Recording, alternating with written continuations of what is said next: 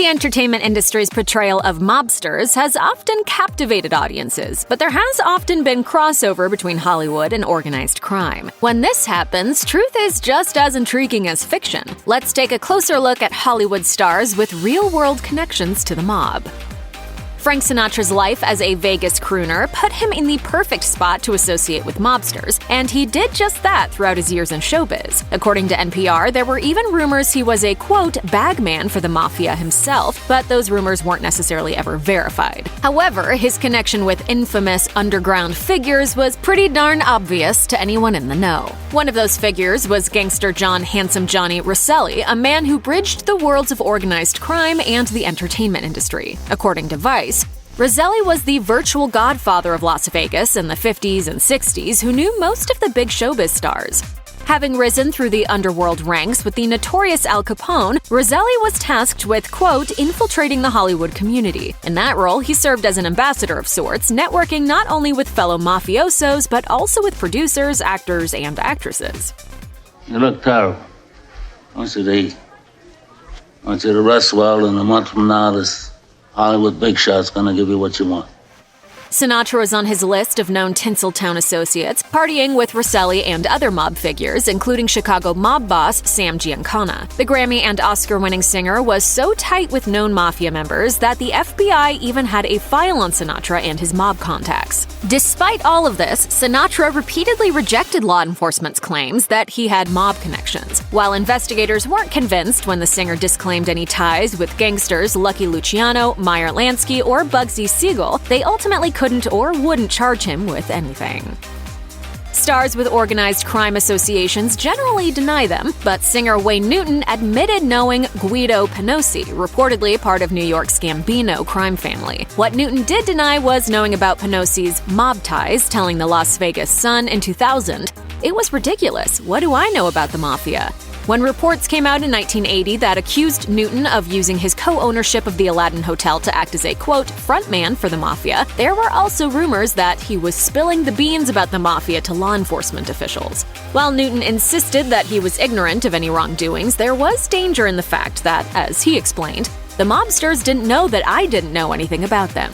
Things got even worse for Newton when, according to the AP, he received a, quote, mafia death threat after being named as a government witness for the trial of alleged mobsters Guido Penosi and Frank Piccolo. He was even given a bulletproof vest by authorities to protect him from a hit. Really a magical group of people.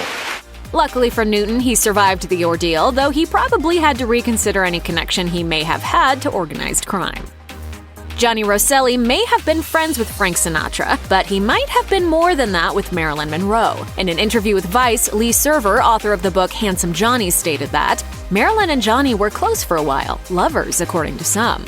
While pointing out that he couldn't confirm this, Server went on to mention another rumor that Rosselli may even have helped Monroe land her first big role as an actress in Columbia's Ladies of the Chorus. Though Monroe's connection to a member of organized crime may have helped launch her career during her early days, it turns out that she might have been mixed up with another mobster during her final days as well. According to recordings made by George Masters, Monroe's hair and makeup stylist, she spent her last night alive at Frank Sinatra's lodge with Sam Giancana.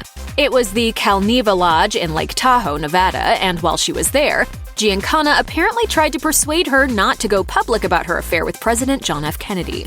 Though it's still a mystery what happened at the lodge, Monroe flew back to Los Angeles the next day and was found dead that night.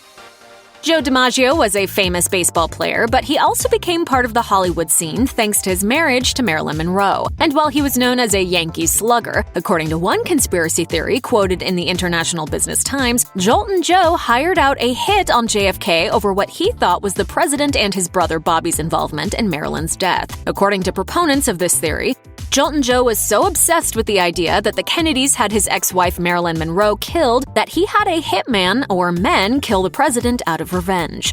While that claim likely can't be proven, it turns out that DiMaggio also had a strong tie to one of the most famous mafia families around. The DiMaggios were partly related to the Gambinos, who eventually became the kingpins of New York City's criminal underworld. As revealed by the Times-Herald Record in 2002, the families had been brought together by intermarriage dating back more than 100 years in Italy and the US. Also in 2002, the DiMaggio Gambino relatives held a reunion during which some of the DiMaggio cousins were looking for possible mafia types or even the FBI lurking about.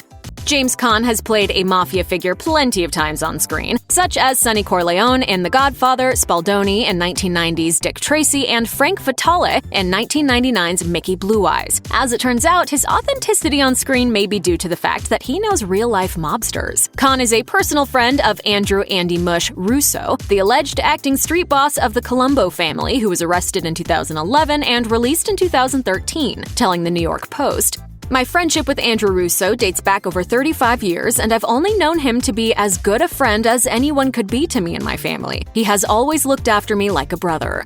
Russo is the godfather of Caan's son, Scott, and James even offered to post bail for his friend while he was in prison. Although Russo did end up serving time behind bars, a judge ordered him released from jail 2 months early in 2013 when he was 78 years old, telling Russo's granddaughter, "Your poppy will be home soon." It was surely a development that pleased Russo's family as well as Caan's.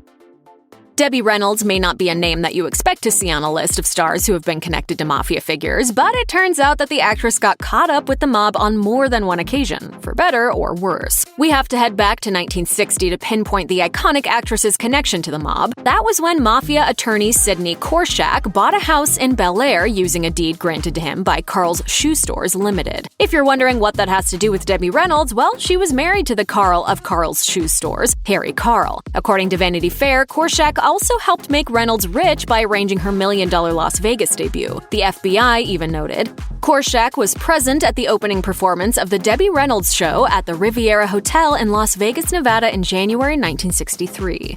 However, Reynolds' interactions with mafia types weren't always so profitable. During the mid-60s, her company, Harmony Productions, got involved with the maker of something called a Scopatone audiovisual jukebox. But soon, right when name artists like Johnny Mathis and Roger Miller were signing on to make appearances, several key Scopatone investors were later charged with having ties to the mafia, which stalled sales and likely lost Reynolds a pretty penny.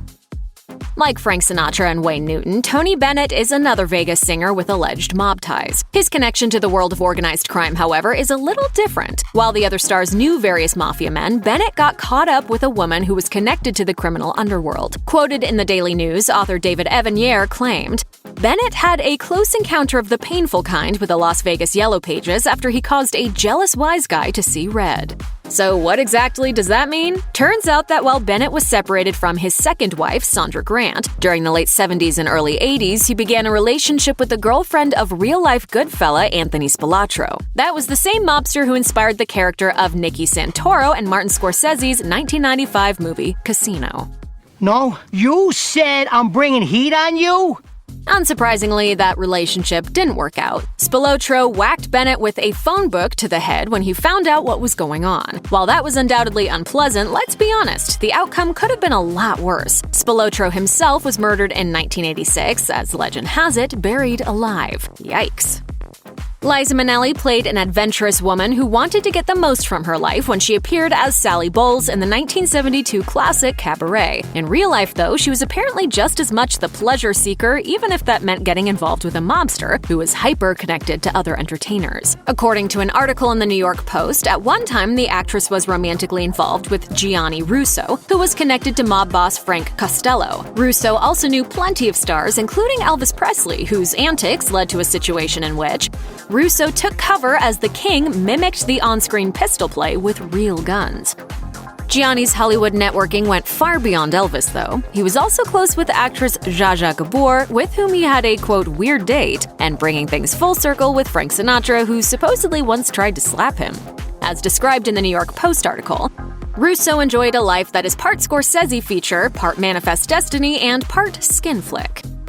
George, Raft's name may not be the most recognizable these days, but back during the golden age of Hollywood, he was a well-known actor. He appeared in classic movies like 1932's Scarface, 1959's Some Like It Hot with Marilyn Monroe, and 1960's Ocean's 11 alongside Rat Pack members Frank Sinatra, Dean Martin, and Sammy Davis Jr. As a child, Raft grew up in the Hell's Kitchen neighborhood of New York City, where he was a childhood buddy of gangster Bugsy Siegel, who, according to biography, helped build modern Las Vegas on the back of his criminal empire. As a kid, Raft was also pals with Oni Madden, who would grow up to be one of New York's most powerful Irish-American gangsters. As someone who was raised in a rough part of town before going into show business, Raft followed in the footsteps of earlier stars like Ruby Keeler and Ray Bolger, both of whom were also from Hell's Kitchen. Yet if Raft hadn't found his way onto the silver screen, he might very well have followed his adolescent friends into the underworld, and he apparently came pretty close to doing that. So while it may seem like choosing to be an actor was safer than becoming a mobster, it's pretty clear that the two worlds were intricately intertwined, and have been for quite some time. I'm gonna make him an offer he can't refuse. Check out one of our newest videos right here. Plus, even more Nicki Swift videos about your favorite entertainers are coming soon. Subscribe to our YouTube channel and hit the bell so you don't miss a single one.